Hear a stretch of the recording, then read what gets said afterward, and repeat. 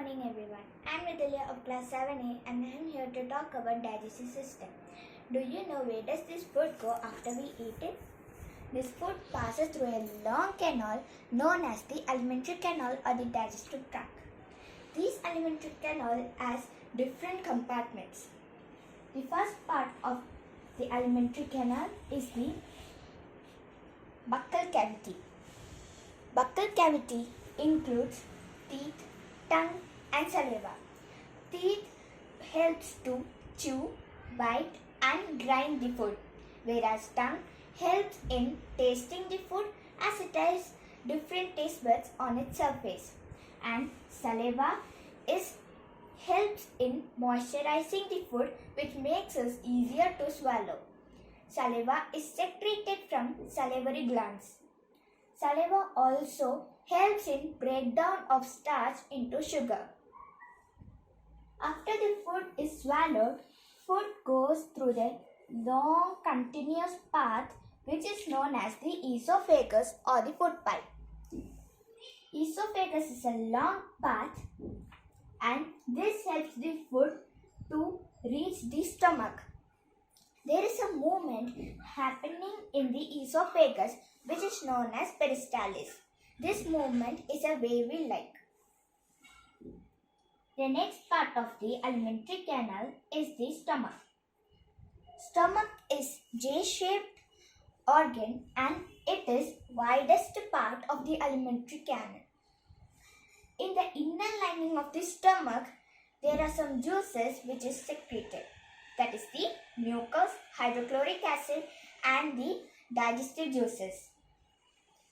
What does these do? Mucus helps protecting the inner lining of the stomach, whereas the hydrochloric acid helps to kill the bacteria from the food. The digestive juices help to act on protein from the food. Now, this partly digested food enters through the small intestine. Small intestine is highly coiled and it is about 7.5 meter long. The absorption of food takes place in small intestine. Small intestine also receives digestive juices from liver and pancreas. Liver is a reddish brown color gland. This is the largest gland in our body. Liver secretes a juice known as the bile juice. The bile juice is important for the digestion of fat. Bile juice is stored in a sac called as the gallbladder. Pancreas. Pancreas is a cream-colored gland which is located just below the stomach. This secretes juice known as pancreatic juice. Pancreatic juice acts on carbohydrate, proteins and fats.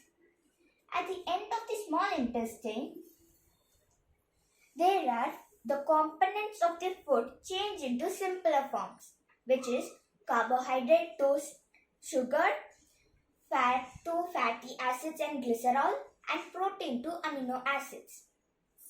The absorption of food takes place at the inner wall of the small intestine. Here, the villi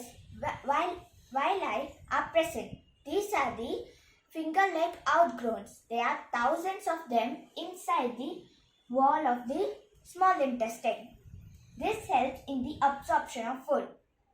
The absorbed food is transferred to the small blood vessels. These blood vessels carries the food to all other organs of the body. And now the food is undigested food enters through the large intestine. Large intestine plays a main role for absorption of water and some salts from the undigested food. After the absorption of water and salts, the feces, which is the waste material, enters to the rectum.